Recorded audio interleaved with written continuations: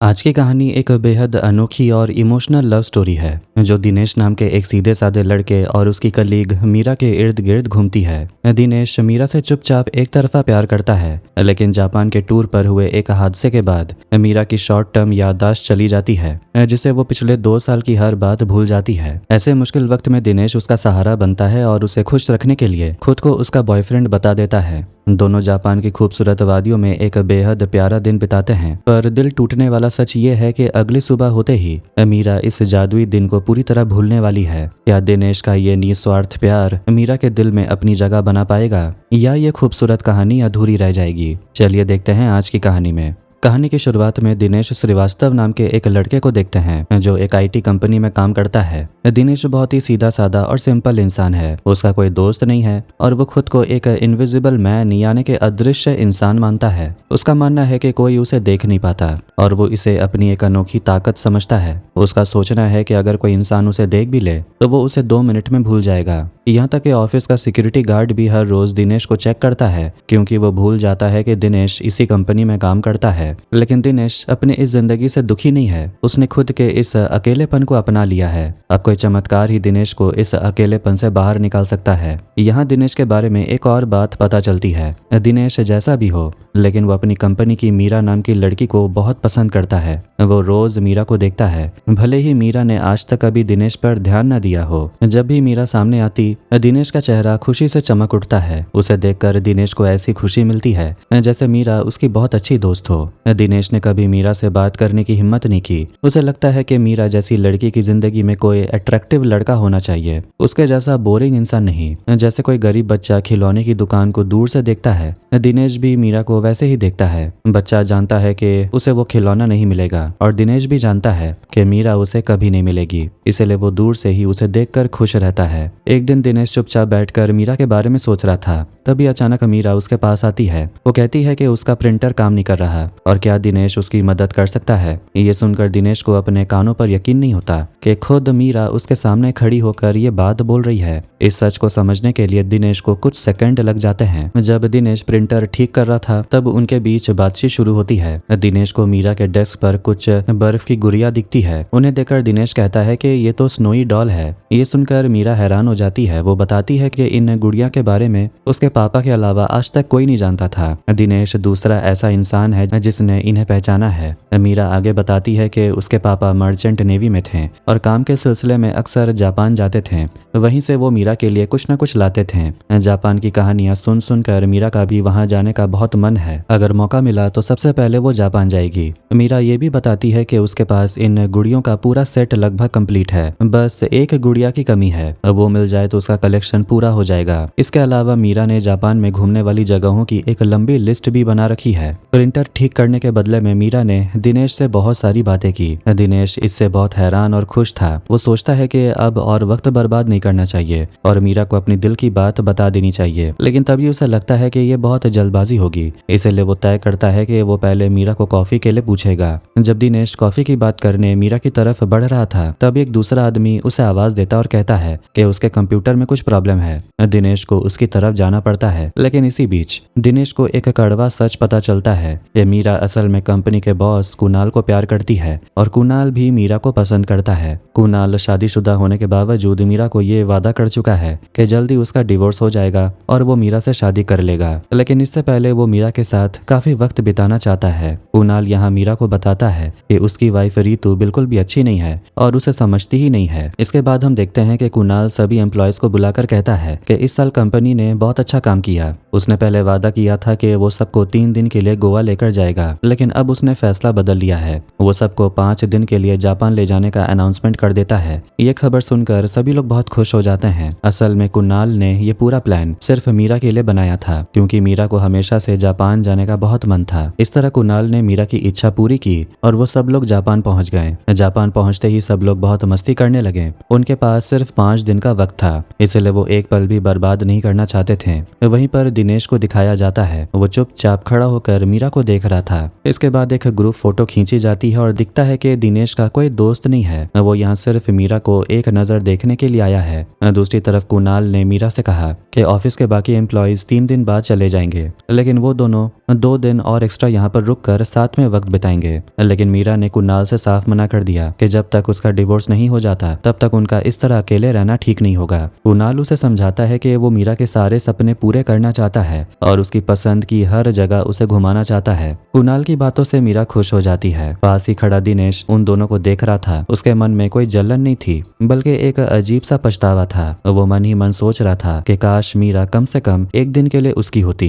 वहां पर एक मैजिक बेल्ट थी। ऐसा माना जाता है कि अगर कोई साफ दिल का इंसान उसके सामने खड़े होकर कुछ मांगता है तो उसकी विश पूरी हो जाती है। दिनेश को इन सब बातों पर भरोसा नहीं था, फिर भी वो मन ही मन कहता है कि पूरी जिंदगी के लिए ना सही, पर क्या मीरा सिर्फ एक दिन के लिए मेरी हो सकती है। सब कुछ ठीक ठाक चल रहा था, लेकिन अचानक कहानी में एक नया मोड़ आता है। पता चलता है कि कुणाल असल में मीरा को धोखा दे रहा था। कुणाल की वाइफ रीतू जापान आ जाती और पता चलता है कि कुणाल ने कभी रीतू से डिवोर्स की बात की ही नहीं थी। इससे भी ज्यादा हैरानी करने वाली बात यह थी कि रीतू 4 महीने की प्रेग्नेंट है। ये सच जानने के बाद मीरा पूरी तरह टूट जाती है। वो समझ नहीं पा रही थी कि कुणाल ने ऐसा उसके साथ क्यों किया। कुणाल रंगे हाथों पकड़ा जाता है और मीरा का दिल बुरी तरह चूर चूर हो जाता है। दिनेश दूर से ये सब देख रहा था। तब तक ऑफिस के सभी लोगों को कुणाल और मीरा के रिश्ते के बारे में पता चल चुका था। इस घटना के बाद मीरा शर्म के मारे किसी के सामने नहीं जाना चाहती थी। 3 दिन खत्म होने पर जब ऑफिस के सभी लोग वापस लौटने लगे तब भी मीरा वहीं रुक गई।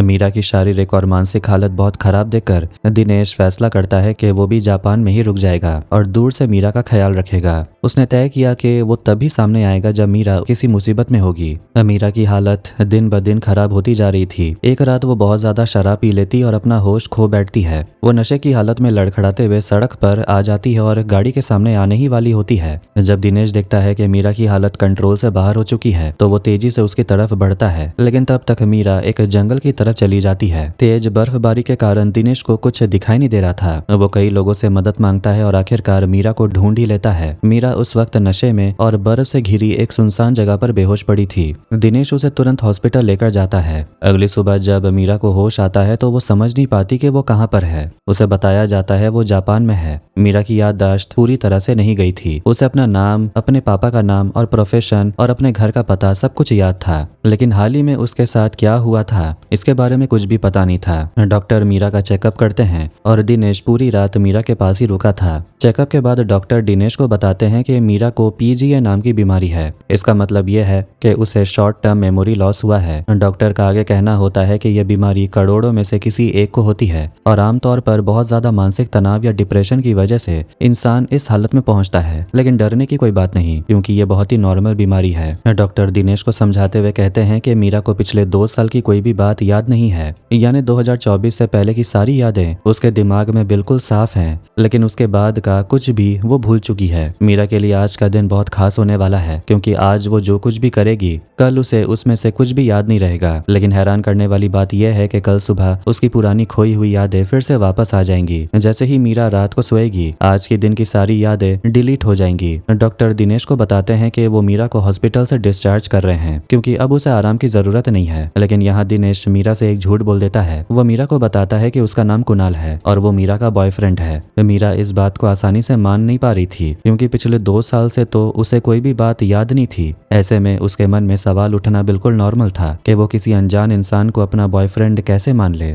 दूसरी तरफ मीरा का मोबाइल बर्फ में गिरकर खराब हो चुका था। मीरा के मन में थोड़ा शक था और वो खुद को सेफ फील कराना चाहती थी, इसलिए वो दिनेश से कुछ सवाल पूछती है। जवाब में दिनेश बताता है कि वो दोनों सैम नाम की एक कंपनी में काम करते हैं और कंपनी के तरफ से सबको जापान टूर पर लाया गया था। वो एक ग्रुप फोटो दिखाता है। उस फोटो को देखकर मीरा सवाल करती है कि हम इस फोटो में एक दूसरे से इतनी दूर क्यों खड़े हैं। दिनेश उसे समझाता है कि उनके रिश्ते के बारे में ऑफिस में कोई नहीं जानता और वो इस बात को सीक्रेट रखना चाहते थे, इसलिए फोटो में दोनों दूर दूर खड़े हैं। इसके बाद मीरा दिनेश का मोबाइल लेकर अपने घर पर फोन करती है। मीरा की मम्मी फोन उठाती और कहती है कि उसने इतने दिनों से कोई कांटेक्ट क्यों नहीं किया। मम्मी आगे कहती है कि तूने तो कहा था कि तू हमें किसी लड़के से मिलवाएगी जिससे तू प्यार करती है और शादी करना चाहती है। वो लड़का कौन है और उसका नाम क्या है? हमें तो कुछ भी नहीं पता। अपनी मम्मी की बात सुनने के बाद मीरा को यकीन होने लगता है कि दिनेश शायद सच में उसका बॉयफ्रेंड है। इसके बावजूद मीरा के मन में एक अजीब सी बेचैनी थी।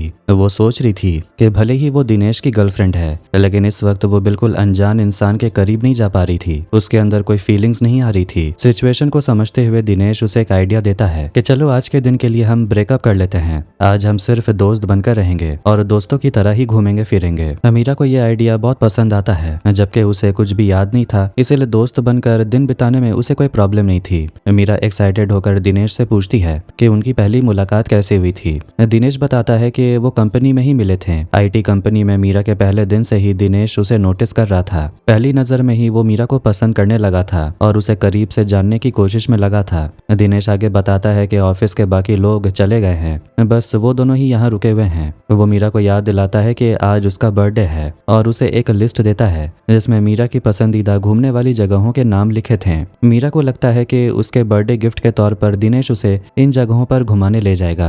दिनेश के साथ थोड़ा वक्त बिताने के बाद मीरा को महसूस होता है कि दिनेश बिल्कुल भी बुरा लड़का नहीं है, बल्कि एक बहुत ही साफ दिल का इंसान है। कुछ घंटों बाद मीरा दिनेश के साथ अपना बर्थडे मनाती है। वो उसे एक कपकेक देती है और विश मांगने के लिए बोलती है। दिनेश बताता है कि उसकी मन की इच्छा पहले ही पूरी हो चुकी है। मीरा अब दिनेश को दिल से अपना बॉयफ्रेंड मान लेती है और उसके साथ वक्त बिताना शुरू कर देती है, क्योंकि दिनेश सच में एक बहुत ही प्यारा इंसान है। मीरा का आज का दिन बहुत ही अच्छा कट रहा था, लेकिन दिनेश के दिल में बहुत दर्द था, क्योंकि वो जानता था कि कल मीरा इन खूबसूरत पलों को पूरी तरह भूल जाएगी। इसके बाद वो मीरा की लिस्ट के हिसाब से घूमने निकलते हैं। वो दोनों स्नो फेस्टिवल जाते हैं और बहुत मस्ती करते हैं। मीरा ने जो भी सपने देखे थे आज वो सब सच हो रहे थे। दिनेश इस हर एक पल का वीडियो बना लेता है। मीरा दिनेश से कहती है कि मैं चाहती हूँ कि आज का ये दिन कभी खत्म ना हो, क्योंकि तुम्हारे जैसा बॉयफ्रेंड मिलना किस्मत की बात है। धीरे धीरे उनके बीच नजदीकियां बढ़ने लगती हैं और एक वक्त ऐसा आता है जब मीरा दिनेश को किस करने के लिए आगे बढ़ती है, लेकिन ठीक तभी दिनेश उसे रोक देता है और सारा सच बता देता है। वो कहता है कि मेरा नाम कुणाल नहीं है, मेरा नाम दिनेश है। तुम्हारे असली बॉयफ्रेंड का नाम कुणाल है और मैं सिर्फ तुम्हारे ऑफिस का एक कलीग हूँ। जब कुणाल ने तुम्हारा दिल तोड़ा था तब मैं तुम्हारे साथ था।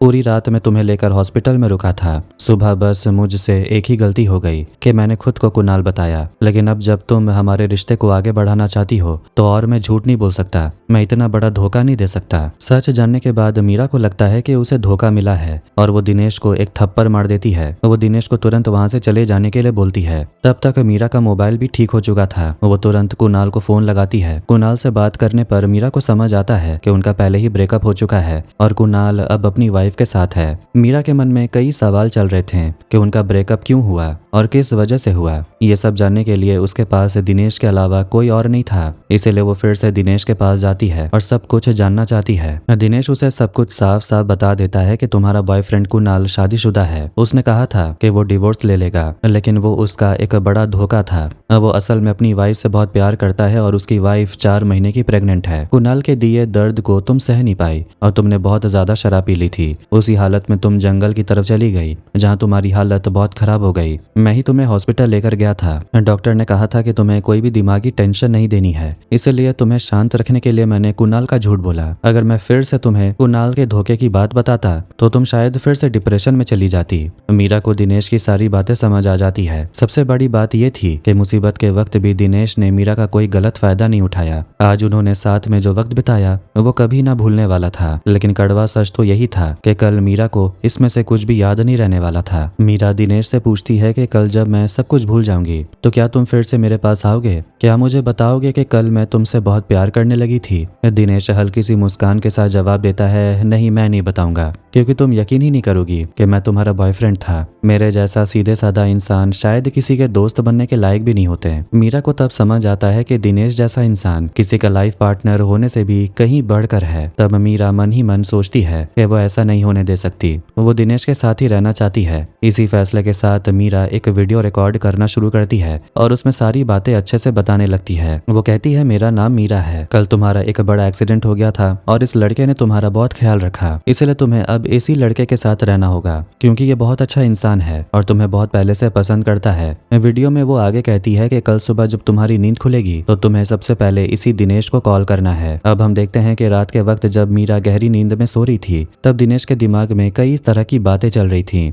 नींद में वो कई अजीब सपने देख रहा था। इसी बीच वो मीरा का मोबाइल फोन अपने हाथ में ले लेता है और गैलरी से उस रिकॉर्ड किए गए वीडियो को डिलीट कर देता है। इसके बाद वो वहां से चुपचाप मीरा को अकेला छोड़कर चला चला जाता है। अगली सुबह जब मीरा सोकर उठती है तो उसके मन में कई सवाल चल रहे थे कि वो यहाँ कैसे आई। अब उसे अपनी पुरानी सारी बातें याद आ चुकी थी कि कुणाल के साथ उसका ब्रेकअप हो चुका है, लेकिन उसे बीते हुए कल की बात याद नहीं थी। उसे 11 फरवरी की बातें तो याद थी, लेकिन 12 फरवरी की एक भी बात याद नहीं थी। और आज 13 फरवरी का दिन था, जिस दिन मीरा को अपने घर वापस लौटना था। लेकिन मीरा यहाँ बहुत उदास और खोई खोई दिख रही थी, और ये उदासी कुणाल के लिए नहीं बल्कि किसी अनजाने कारण के वजह से थी। उसे बार बार ऐसा महसूस हो रहा था जैसे वो यहाँ किसी को पीछे छोड़कर जा रही है। इंडिया वापस आने के बाद मीरा जैसे ही अपने ऑफिस जाती है, वहां जाकर वो सबसे पहले रिजाइन दे देती है। वो कुणाल को साफ साफ कह देती है कि आज के बाद वो कभी भी उससे कांटेक्ट करने की कोशिश ना करे। ठीक उसी वक्त बैकग्राउंड में हमें दिनेश भी दिखाई देता है। मीरा की कंपनी छोड़ते ही दिनेश भी उस कंपनी को छोड़ देता है, लेकिन उसने ये बात मीरा को नहीं बताई थी। दिनेश की हालत भी अब बहुत खराब थी, क्योंकि मीरा तो उसे पहचानती नहीं थी, लेकिन वो एक दिन दिनेश के लिए जिंदगी भर की सबसे प्यारी याद बन चुका था। दूसरी तरफ मीरा को उसकी एक फीमेल कलीग के साथ बैठे हुए दिखाया जाता है। वो अपनी दोस्त से कहती है कि कुणाल से ब्रेकअप होने का उसे कोई दुख नहीं है, लेकिन 12 फरवरी को वो कहाँ थी उसे कुछ याद नहीं आ रहा। लेकिन फिर भी उसे अंदर से महसूस हो रहा था कि उस दिन कुछ ना कुछ तो जरूर हुआ था। जब वो जापान में घूमने वाली अपनी जगहों की लिस्ट चेक करती है तो देखती है कि हर जगह पर टिक लगा हुआ था। इसके बाद जब वो अपने मोबाइल के वीडियोस देखती है तो उसे समझ आता है कि वो जापान की उन सभी जगहों पर घूम चुकी है। यहाँ तक कि वीडियो में उसे आखिरी वो डॉल भी मिल जाती है। एक वीडियो क्लिप में मीरा को एक लड़का दिखाई देता है जो उसी के साथ था, लेकिन लड़के का चेहरा ठीक से नजर नहीं आ रहा था। मीरा समझ नहीं पा रही थी कि वो किस लड़के के साथ घूम रही थी, इसलिए वो तुरंत जापान के उस डॉक्टर को फोन लगाती है जिसने उसका इलाज किया था। जब वो डॉक्टर से पूछती है कि उसके साथ क्या हुआ था तो डॉक्टर उसे एक बीमारी के बारे में बताते हैं कि कैसे एक दिन के लिए उसकी याददाश्त चली गई थी। डॉक्टर आगे बताते हैं कि तुम्हारे साथ एक लड़का था जिसका नाम तो मुझे याद नहीं, पर वो काफी लंबा था और चश्मा पहनता था। उसने तुम्हारा बहुत ख्याल रखा था, लेकिन मीरा ऐसी किसी लड़के को नहीं जानती थी जो बहुत लंबा हो और चश्मा पहनता हो। इसी वजह से वो लड़का मीरा के लिए एक राज बनकर रह गया था। लेकिन अब मीरा को समझ आ गया था कि उसी इंसान की वजह से वो उदास महसूस कर रही है, जैसे वो किसी को पीछे छोड़ आई हो। कहानी की दूसरी तरफ दिनेश ने खुद को अपने कमरे में बंद कर लिया था और ऑफिस जाना भी छोड़ दिया था। तभी उसकी माँ उसके पास आती है। दिनेश बहुत रोता है और अपनी माँ को सब कुछ सच सच बता देता है। तब उसकी माँ उसे पूछती है कि उसने वो वीडियो डिलीट क्यों किया। जवाब में दिनेश कहता है कि उसने बहुत सोचने के बाद ही उसे डिलीट किया। वो कहता है कि अगली सुबह वो मीरा को वो वीडियो दिखा तो देता, पर तब मीरा की आंखों में उसके लिए वो प्यार नहीं होता जो उसने उससे एक दिन में देखा था। वो आगे कहता है कि मेरे जैसी सिंपल पर्सनालिटी का लड़का मीरा जैसी लड़की को कभी पसंद नहीं आ सकता। तब उसकी माँ उसे हिम्मत देती है और कहती है कि अगर तूने उससे एक दिन में उसका दिल जीत लिया था तो इसका मतलब ये नहीं कि तू कुछ नहीं कर सकता। तू खुद को बहुत कम समझ रहा है। अपनी माँ की बातें सुनकर दिनेश को बहुत अच्छा लगता है और वो सोचता है कि अगर वो सिर्फ एक दिन में मीरा का दिल जीत सकता है तो अब तो उसके पास पूरी जिंदगी पड़ी है। तो वो मीरा से मिलने का फैसला करता है, भले ही वो उससे एक दिन की बात उसे अभी ना बताए। अगले दिन दिनेश मीरा के पास जाता है और उसके सामने खड़े होकर बोलता है, मैं तुम्हें जानता हूँ और तुम भी मुझे जानती हो। हम एक ही ऑफिस में काम करते थे। मैंने तुम्हारा प्रिंटर ठीक किया था। दिनेश की बातें सुनकर मीरा को कुछ कुछ याद आने लगता है। दिनेश अब बिना डरे सीधे उसकी आंखों में देखकर कहता है कि मैं तुम्हें पसंद करता हूँ। जिस दिन तुम पहली बार ऑफिस आई थी मैं उसी दिन से तुम्हें प्यार करता हूँ। क्या तुम मेरे साथ कॉफी पीने चलोगी? मीरा दिनेश को एक पल गौर से देखती है और मुस्कुराते हुए हाँ कह देती है। वो कहती है कि वो कल मिलेंगे। मीरा की सहेली उसे कहती है कि किसी अनजान इंसान को इस तरह मौका दे देना ठीक नहीं है, तुम्हें उसके साथ नहीं जाना चाहिए। तब मीरा कहती है कि वो मुझे बिल्कुल भी अनजान नहीं लग रहा, बल्कि बहुत अपना सा लग रहा था, इसलिए मैं कल उसके साथ जरूर जाऊंगी। अगले दिन जब मीरा और दिनेश मिलते हैं तो मीरा उससे कुछ सवाल पूछती है। वो पूछती है क्या तुम जापान गए थे? दिनेश हाँ कहता है। मीरा फिर पूछती है क्या तुम्हारे पास कोई दूसरा चश्मा है जो जापान में टूट गया था? दिनेश इस पर भी हाँ कह देता है। मीरा डॉक्टर के बताए हुलिये से दिनेश को पूरी तरह मिला लेती है, वही लंबा लड़का जो चश्मे पहनता है और जिसका चश्मा थोड़ा टूटा हुआ था। तभी मीरा अपनी जेब से वही डॉल निकालती और दिनेश के सामने रखकर बोलती है 12 तारीख को तुम मेरे साथ थे। मीरा थोड़े दुख के साथ कहती है तुमने मुझे पहले क्यों नहीं बताया? तुम मुझे बताने क्यों नहीं आए? तब दिनेश मुस्कुराते हुए कहता है इसके पीछे एक लंबी कहानी है। इसके बाद वो मीरा का फोन हाथ में लेता है और डिलीटेड फोल्डर से उसे उस वीडियो को वापस रिकवर करके उसे दिखाता है। उस वीडियो में मीरा ने दिनेश के बारे में बहुत प्यारी बातें कही थी। मीरा ने वीडियो में खुद से कहा था इस लड़के ने तुम्हारा बहुत ख्याल रखा है और फ्यूचर में इसी को अपना लाइफ पार्टनर चुनना। वीडियो देखकर मीरा बहुत खुश होती है क्योंकि उसे हमेशा से लग रहा था कि उसकी जिंदगी का कोई हिस्सा कहीं खो गया है। और इस तरह दोनों के एक हो जाने के साथ इस फिल्म का यहीं पर दी एंड हो जाता है। तो कैसी लगी आज की कहानी कमेंट करके जरूर बताना। वीडियो पसंद आया वीडियो को लाइक कर दें और चैनल को भी सब्सक्राइब कर दें। मिलते हैं नेक्स्ट वीडियो में। Take care.